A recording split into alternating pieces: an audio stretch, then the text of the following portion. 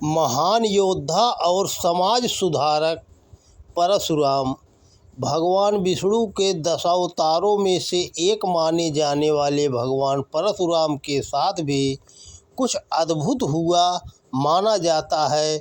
उनके आक्रोश और पृथ्वी को 21 बार क्षत्रिय विहीन करने की घटना को तो खूब प्रचारित कर वैमनस्य फैलाने का उपक्रम किया जाता है, पर उनके व्यक्तित्व के अन्य पक्षों को भुला दिया जाता है। पिता की आज्ञा पर मां रेणुका का सिर धड़ से अलग करने की घटना को भी एक आज्ञाकारी पुत्र के रूप में प्रेरक आख्यान बनाकर सुनाया जाता है। किंतु सवाल खड़ा होता है कि क्या व्यक्ति केवल चरम हिंसा के बूते जननायक के रूप में स्थापित होकर लोकप्रिय हो सकता है? क्या है वंश के नरेश कार्तवीर्य अर्जुन के वंश का समूल नाश करने के बावजूद पृथ्वी क्षत्रियों से विहोन हो पाई? रामायण और महाभारत में तो पृथ्वी पर क्षत्रिय राजाओं के ही राज रहे, वे ही उनके अधिपति हुए।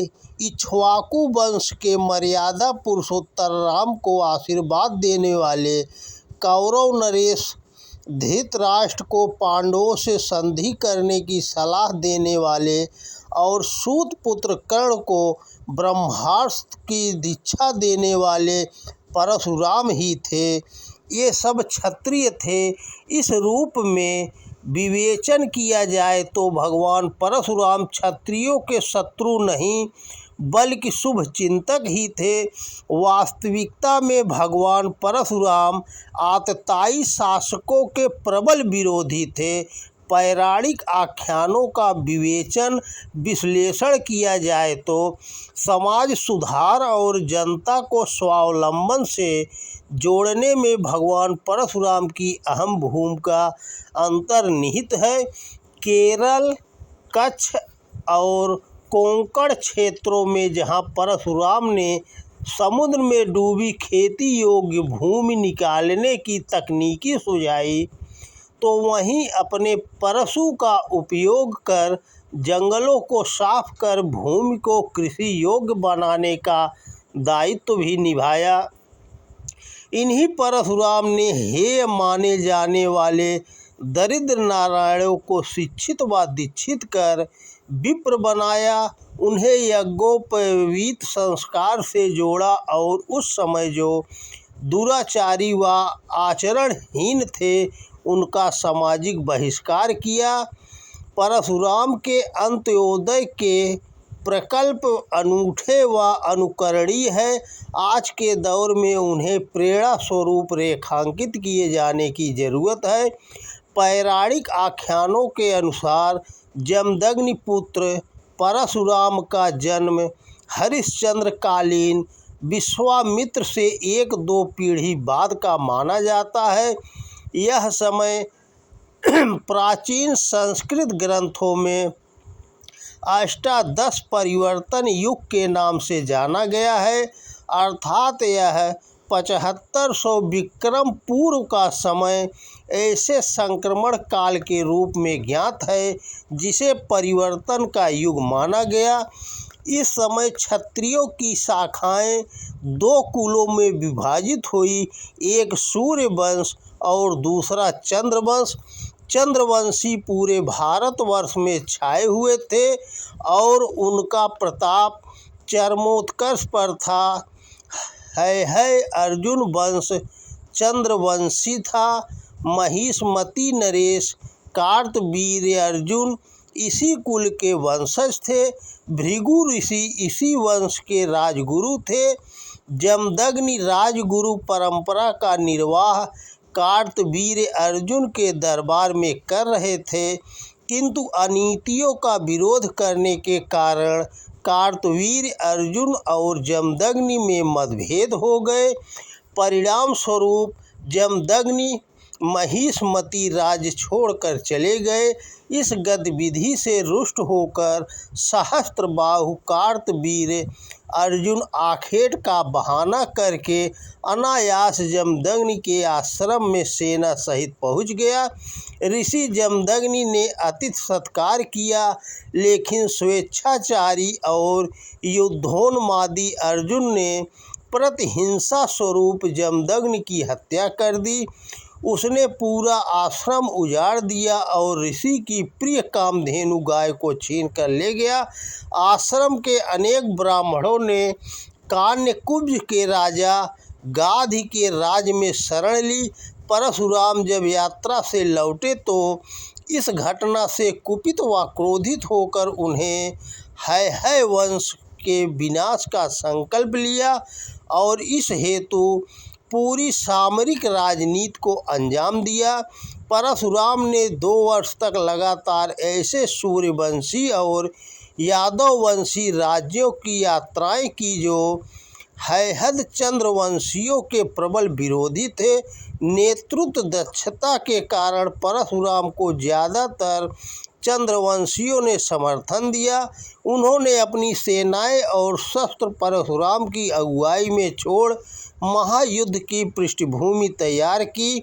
अवंतिका के यादव, विदर्भ के शर्यात यादव, पंचनद के द्रहु यादव, कान्यकुब्ज, कन्नौज के गाधी चंद्रवंशी, आर्यवत सम्राट सुदास सूर्यवंशी, गांगेय प्रदेश के काशीराज, गंधार नरेश, मानधाता अविस्थान, मुजावत, मेरु, श्री, परशुपुर, सुसर्तु, उत्तर कुरु, वल्क, आर्याण, देवलोक और अंग बंग।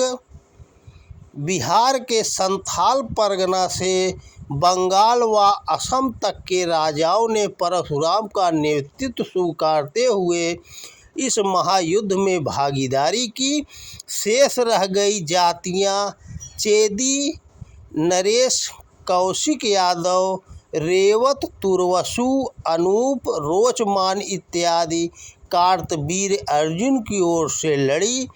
इस भीषण युद्ध में कार्तवीर अर्जुन और उसके कुल के लोग तो मारे ही गए, अर्जुन का साथ देने वाली जातियों के वंशजों का भी नाश हुआ।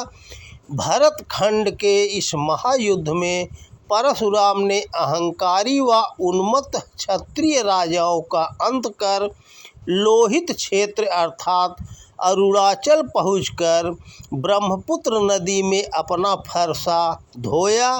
बाद में यहाँ 5 कुंड बनवाए गए, जिन्हें समंत पंचका रुधिर कुंड कहा जाता है।